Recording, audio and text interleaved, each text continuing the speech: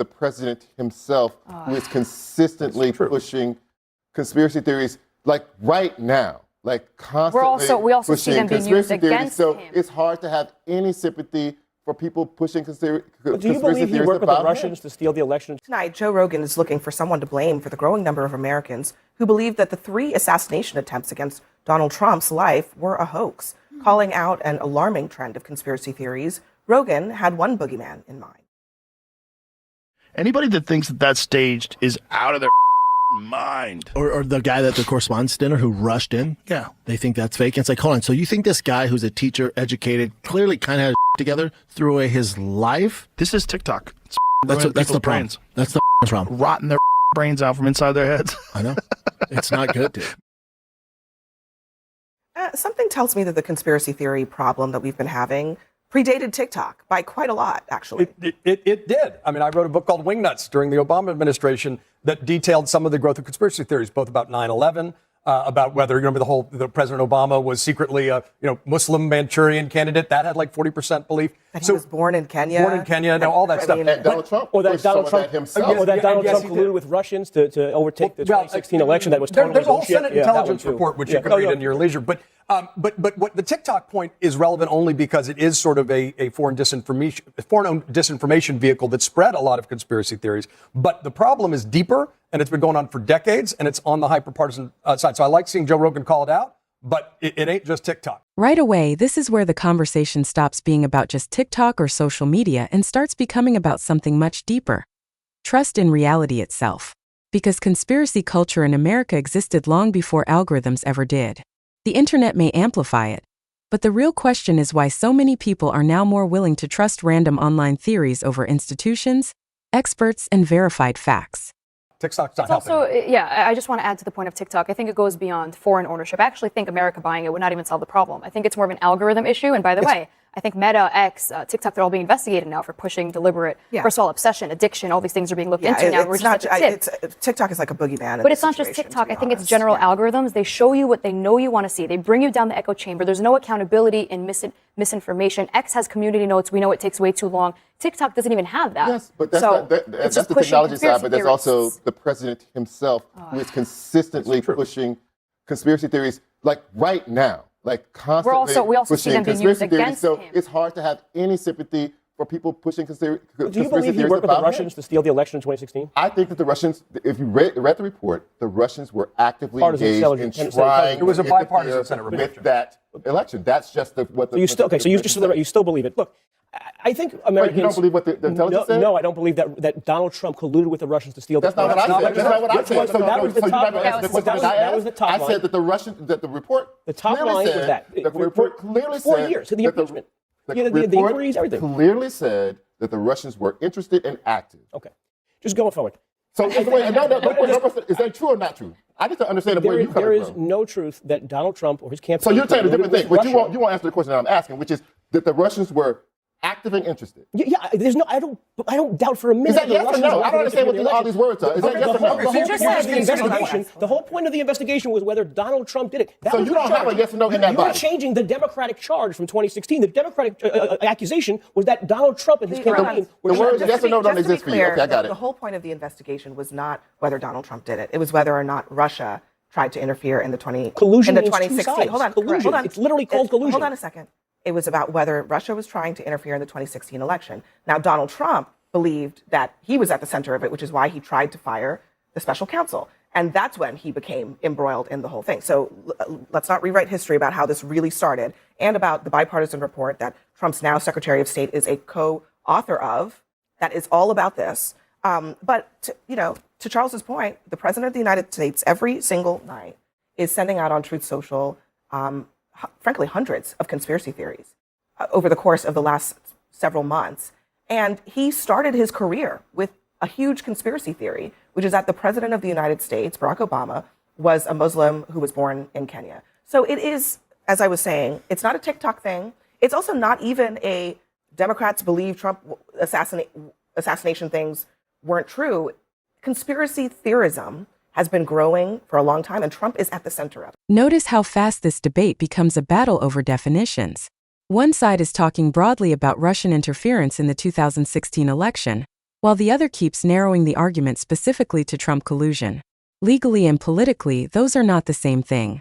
But in modern cable news debates, blurring those distinctions creates confusion, and confusion keeps the argument emotionally charged. Obviously proven wrong, right? Complete farce. But there has been times over the course of American history, and I can think of a couple, MK Ultra, the idea that we were giving LSD to people, the Gulf of Tonkin resolution, the FBI was, people were denying these things at the time, and they were dismissed as conspiracy theories and proven true. Then you go forward. Aliens, UFOs. You go for it, right? Aliens. Now we're talking about it as a regular occurrence, right? You can go through to COVID, when I think a lot of Americans lost trust in the government. I'm talking about things that were dismissed as conspiracy theories.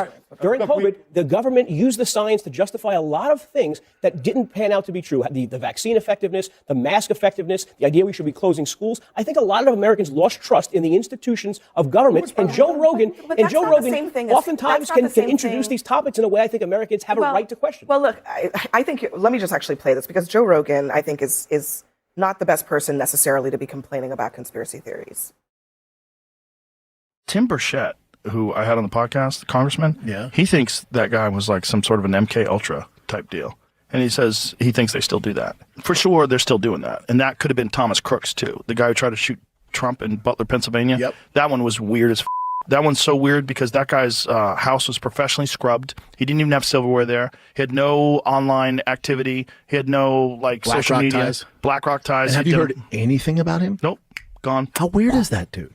Vanished like Kaiser What about the Soze. Charlie Kirk guy? What about the guy who killed Charlie? Right. We haven't heard nothing. One interview with him. Is that not weird, dude? It's super weird. I literally want. This is where the stakes become much bigger than internet drama. Critics argue that when ordinary people spread conspiracy theories online, it's mostly noise. But when the President of the United States repeats those same claims publicly, they suddenly carry institutional weight. And that's why misinformation from political leaders becomes so powerful, millions of supporters hear it, and assume there must be something true behind it. Listen to this episode today of Joe Rogan with Tim Burchett. The whole subject matter that they spoke about was dismissing the conspiracy theory. They were talking about some of the inconsistencies that should be investigated, and why there was a breakdown of security. Joe Rogan did not get that out of the By the way, conversation. honestly, who he takes cares that what Joe Rogan conversation and then said? he turns it around. Tim Crooks, the Butler, Pennsylvania shooter, that he basically suggested there are conspiracies around those things too. And look, I mean, there are definitely questions that need to be answered about all of these events. But the idea that you just posit a conspiracy as an answer without evidence is the definition of a conspiracy theory. I agree. This is the sort of thing that used to be in the National Enquirer, and it used to be in the fringe of the public discourse. And now it's in the mainstream thanks to people like Joe Rogan. Joe Rogan, on the record, and this is all on tape, is available for anybody who looks, says things like, whatever happened that day in Dallas in 1963, the stuff they're telling you is not it. So if he's in the business of purveying conspiracy theories about presidential assassinations, for which there's an enormous body of evidence. As the only one who listened to the episode, he literally said this is not true. There is no conspiracy. I think we're at risk of ignoring the obvious here. The Wall Street Journal, the notoriously liberal Wall Street Journal, put out a very thorough investigation. That was a joke, obviously. Sorry, that was a joke. I didn't even get it. Looking at Trump's habit of sort of late-night tweet storms, 55, 103. The president is disseminating. The president of the United States, this isn't coming from the National Enquirer, it's coming from the White House. And it's coming in the middle of the night. And if you had any friend who was sending out 55 conspiracy theory tweets at night, you'd think maybe there's something wrong with that cat. And instead, it's the president of the United States, which isn't just a force for spreading disinformation. It also makes him easy to delude and not only a disseminator, but someone who could be manipulated by conspiracy theories.